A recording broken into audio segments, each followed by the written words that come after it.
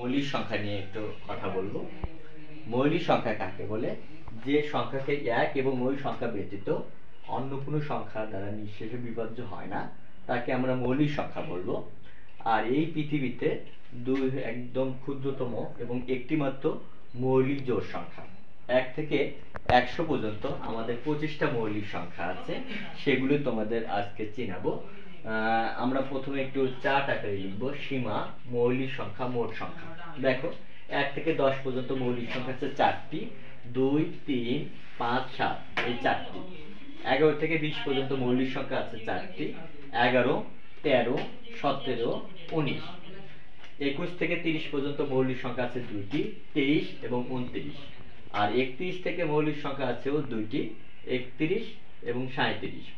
41 থেকে 50 পর্যন্ত মৌলিক সংখ্যা আছে 3টি, 41, 43, 47।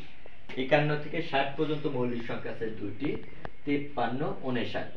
61 থেকে 70 পর্যন্ত মৌলিক সংখ্যা আছে 2টি, 61, 67। 71 থেকে 80 পর্যন্ত মৌলিক সংখ্যা আছে 3টি, 71, 73, 79। 81 থেকে 90 পর্যন্ত মৌলিক সংখ্যা আছে 2টি, 83, 89।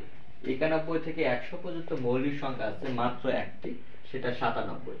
আমরা মনে রাখার জন্য মোবাইল নম্বরের মতো মনে রাখবো যে 4422322321।